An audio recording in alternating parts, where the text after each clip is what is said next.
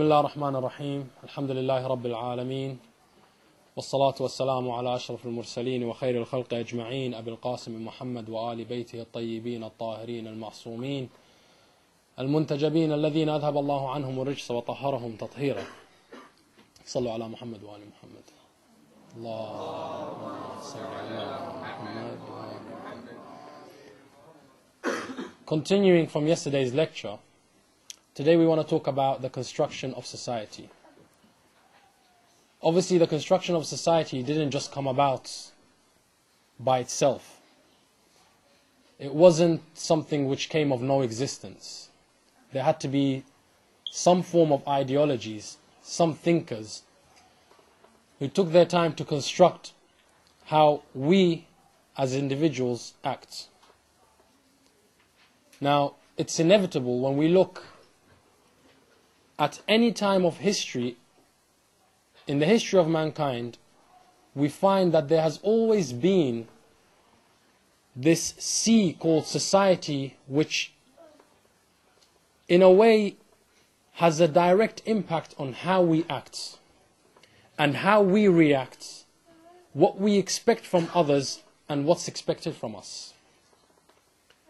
To give a simple example so that we can understand this a bit more clearly, I'm going to talk about ethics and morals. Now, some people say there's no difference between ethics and morals. Some people, on the other hand, argue that there's a very subtle difference between the two. For example, morals is how we perceive things to be good. So me as an individual, if I'm walking down the street and I see somebody fall down, would I laugh at them or would I help them? This is my personal morals. On the other hand, we have ethics. Ethics is, what does society require from us as an individual?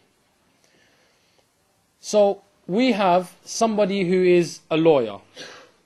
This lawyer is in court. Now he knows 100% without any doubt that the person who he's defending is actually guilty of the murder which he has done. However, ethics of a lawyer require him, society says, if you are a lawyer as a professional, it's your duty to do everything which is in your power to defend this person who you have taken his case. So personally, I might believe murder is something which is wrong. I understand that if I defend this person, he's going to go out and kill again. However, the ethics of the professional position of a lawyer requires me to still defend him and talk about him as if he is innocent. On this point, I would like to say about certain brothers from different schools of thoughts who say, well, the Khalifa was this. And here I want to talk about Muawiyah. They say that the Khalifa was this and the Khalifa was that and he was a good person. Why do you Shias not accept him? What we like to say here from the Shia perspective is that when Muawiyah took the seat of Khilafah, the ethics of the position of Khilafah required him to act in a certain way when he was in the public sphere. So for example, when he came down to Medina to speak to Abu Abdullah Hussain alayhi salam Allah to try and convince him to give bay'at to Yazid, what did he do? He came down and he began to give money to the poor, and he was coming and just feeding everybody and giving hadiyas, gifts, and everybody was thinking, wow, Muawiyah is really nice. We've got such a wonderful Khalifa who looks after everybody. What was he doing? He was playing on the professional ethics. However, the morals were something totally different. He writes to Abu Abdullah Hussain alayhi salam Allah, what does he say to him? He says, I despise you. And to me, I see you like a sheep. Sometimes the butcher has a sheep. He feeds it and he thinks, well, now the sheep is ready for the killing, because it's reached a stage where I would love to kill it and taste this meat. So what does he say? He says, you have reached a level that you're fat enough for me. So he says to Imam Hussain alayhi salam Allah in his letter, he says, you are to me like that sheep, and your killing is just perfect for me. I would love to kill you and taste that flesh. However, I know my position and I know your position. And if I kill you, then I'm going to lose my place. So it's the ethics which forced some of the Khalifas who claimed to be Muslims to act in a certain way. Whereas on the other hand, their morals were something totally different. Yazid ibn Muawiyah alayhi la'natullah. Not the Shia historians, the Sunni historians write. There was 3 things which Yazid enjoyed. One of them, he was constantly drunk. One person comes to the court of Yazid and he says, "Oh Yazid, I have never drank alcohol like the alcohol which I have drank with you." This is like Amir al-Mu'mineen. Dr. Zakir Naik says, he's a poor guy. You know, what Amir al-Mu'mineen who was enjoying alcohol? He says to him, the sugar is from one part of the world. The grapes are from another part of the world. The pomegranates which you mix the juice is from a different part of the world. This is like a luxury. Muawiyah invites one of the companions of Ali ibn Abi Talib alayhi salamullah. So this companion comes to eat with Muawiyah, and when he comes to eat, he sees the food which is being served, a tear drops down his eye. So Muawiyah says, "Oh so-and-so, why are you crying?" He says, "I saw your food and I remembered the state of Ali ibn Abi Talib alayhi salamullah. So I began to cry." He said, "Why? What did you remember about Ali ibn Abi Talib?" He said, listen to what Muawiyah was having for dinner. He had the intestines of a duck stuffed with the brains of a bird.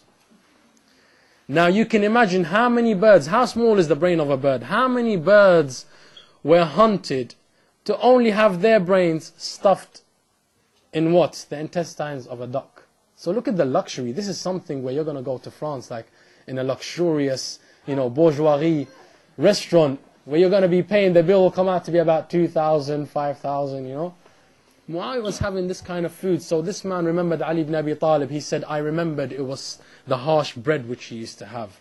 I remembered the humbleness he used to have. When I went to his house, I know he didn't have enough food, but he brought the food and there was only enough for one person. So he put the food before me and he turned off the light. He turned out the candle and he said, the candles have run out, so let's just eat in the dark." He goes, "I know Ali ibn Abi Talib was only making the sound in his mouth as if he's eating while I enjoy my meal." This is the generosity of Ali ibn Abi Talib alayhi salamullah. So here, ethics and morals, some can say they are the same thing, but also there's a very subtle difference. And the difference occurs when you are in either a personal perspective or you're in a public sphere. Now, the way things are constructed, the demographics which take place, realistically, we don't need to read too many books and to look at how things are constructed. You only need to look at films. You only need to look at adverts. Who is being targeted in an advert? And who has been restricted? Who is being excluded from this society? Because for me, as a person who's making a product, I've done my research and I know that there's a specific target, there's a specific part of society which I'm aiming at. So I need to find out who to make part of this advert and who to exclude. I'm going to give you a few examples in the world of advertising. One is the iPod adverts. The other one is the Lynx adverts. And one which isn't an advert, but it's when Linford Christie won the Olympics. When he beat the world record and he won in the Olympics. First and foremost, the iPod. If you're ever traveling on the London Underground, keep an eye out. I don't know if they're still about, but you can Google them and find the images.